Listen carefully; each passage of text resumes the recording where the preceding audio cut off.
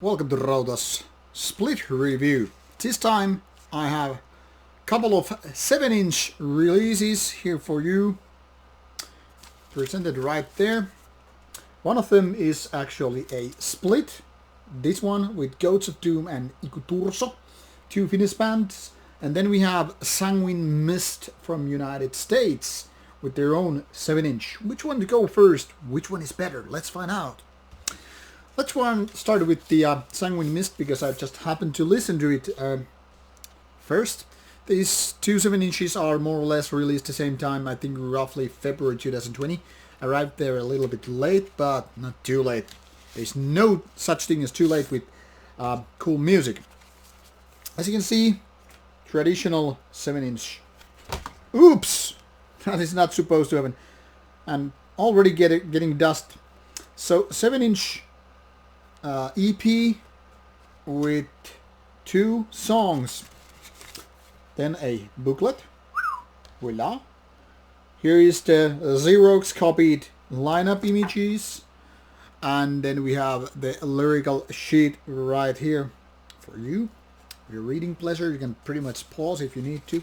And then once again, back to the cosmic cover, which is reminding me of actually those Dark Throne 1990s release.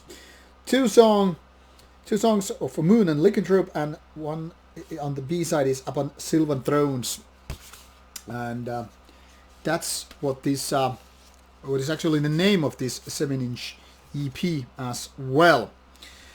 That is the number one, and the second one here is once again this Finnish split with Iku-Turso from Oulu.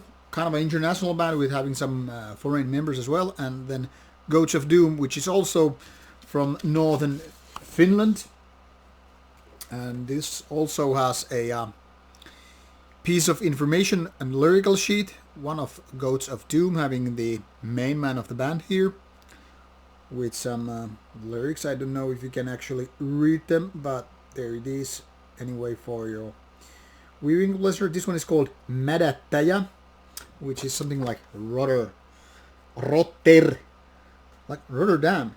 And then this other side is Iku-Turso with its band picture with 4 members. I don't know, there have been some changes in the lineup, so I don't know if this is actually still valid, but that is how it is. And then obviously, once again, this cover, which is pretty cool, looking grim castle. I don't know, something like Transylvanian feeling with this one. And then on the back side, you have both logos here. Canticle of Death with Iku-Turso and Mädättäjä with Goats of Doom, and then this artwork and layout information. Both are released as with Wolfspell Records, why I decided to go with them on this same release. And here is the Goats of Doom side, and the other one is Iku-Turso. I probably should just show it here. Even though I just brushed them with this vinyl brush, they're already getting dust. They're talking about some electricity. Alright, let's take a look at this Metal Archive side for the band. As you can see, this is how Iku-Turso side looks like. Rather new band, 2017, already quite few releases out. The Great Tower release was actually rather nice. And then later on, last year actually reviewed this Storm Over Isengard tape, and later on with a CD, which is kind of a folk homage to bands like Isengard and Storm. This name is no coincidence. And then we have this Ikuinen kuolema, which is the split right here, which means like eternal death. And this is what we are having reviewed here, as you can see, having these 2 tracks, Canticle of Death and Mädättäjä. Now the curious thing, if we go a little bit back, is that when we take a look, I'll just zoom a bit so you can see it properly. There's already an album coming out which is called Pakana, Pagan, and already 2020. This is not out yet, I haven't even heard it, so not much to be said. It says here independent, so I don't know if it's gonna be released by the band itself or some label, but already tracklist is listed here and May 15th, so who knows, maybe it will be out already by the time this video gets out, or roughly the same time. Anyway, if you go a little bit back once again, you can take a look at the Goats of Doom page for your information, because it's a little bit more experienced bands already with a few albums out. And here's the band lineup image also for your convenience. And as you can see, 5 albums out. This Tion hänen omilleen was already reviewed by me already a couple of months ago. So there it is. And once again, you can also find links obviously here. Now if we take a look at the Sanguine Myst, then again you can pretty much find it out. This is a rather new band. Also, this is from New York, Oregon, city of Oregon, from New York State. And Upon Sylvan Thrones is the only known release by the band so far. 15 minutes of raw black metal. Here it says 25 copies digital. Kind of makes no sense to have 25 copies of digital, but if you click it open, you will find out that there are other versions like tapes, and then this 2020 7-inch, which is just listed here. So originally 2019 released, later on coming out on vinyl. So a Sanguine Myst is kind of a rawish black metal with synths and melodics, and it's kind of a like throwback thing to 1990s, and in a good way. Now, being a first release by this band, it's kind of a given that it's not quite there yet.